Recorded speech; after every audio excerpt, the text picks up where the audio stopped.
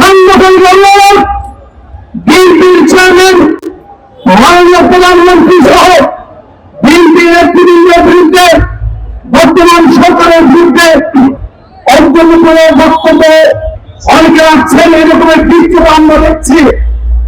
তারা মনে করেছে যুবদল মনে হয় ঘুমিয়ে পড়েছে। গত 17 বছর আন্দোলন করেছে, সংগ্রাম করেছে, গুম হয়েছে, খুন হয়েছে।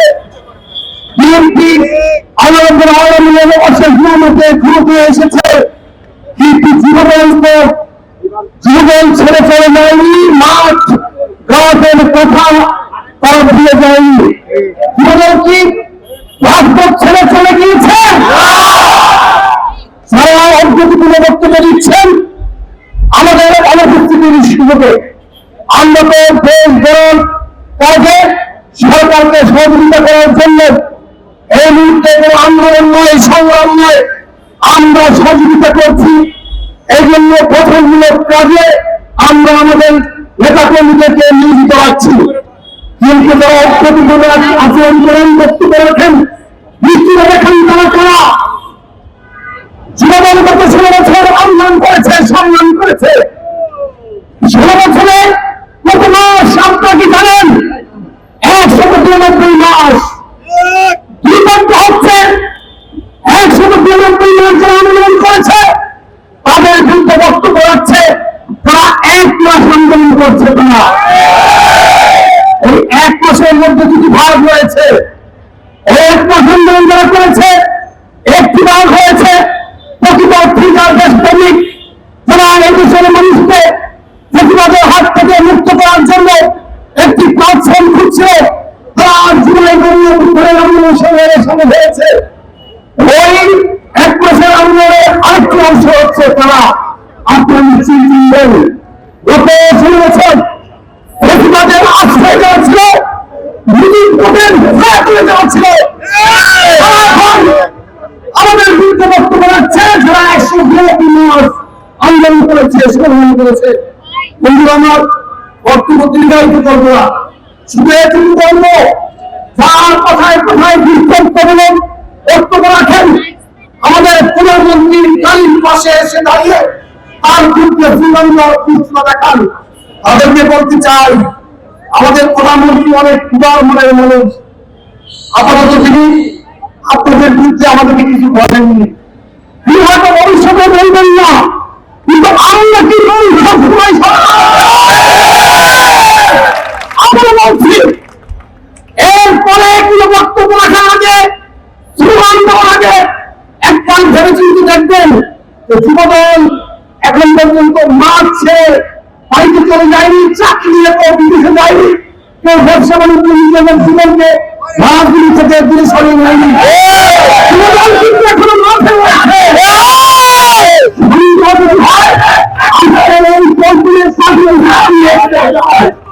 বন্ধুরা আমার করবো না, শুধু আপনাদেরকে একটু বলবো আগামী দিনে অপরাজনীতির বিরুদ্ধে এবং বিএনপি অতান্ত্রিক পদ্ধতিতে সরকার গঠন করেছে, সেই সরকারের বিরুদ্ধে যদি কেউ অপপ্রচার করে, ষড়যন্ত্র করে, তাদের বিরুদ্ধে প্রস্তুতি গ্রহণ করবেন আশাবাদ ব্যক্ত করে সকলকে ধন্যবাদ।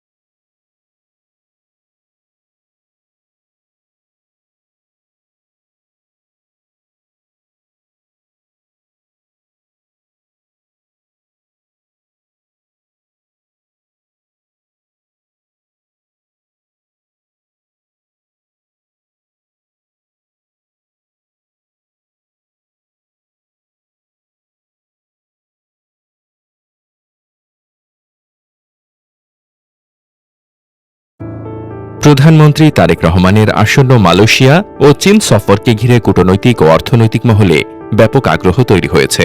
দুটি সফরের লক্ষ্য ভিন্ন হলেও মূল কেন্দ্রবিন্দুতে রয়েছে বাংলাদেশের অর্থনৈতিক স্বার্থ, কর্মসংস্থান বৃদ্ধি এবং বিদেশি বিনিয়োগ আকর্ষণ। প্রধানমন্ত্রী প্রথম বিদেশ সফর হিসেবে মালয়েশিয়াকে বেছে নেওয়ার পেছনে অন্যতম কারণ দেশটির শ্রমবাজার। দীর্ঘদিন ধরে বন্ধ থাকা মালয়েশিয়া শ্রমবাজার পুনরায় চালুর বিষয়ে আশাবাদী সরকার।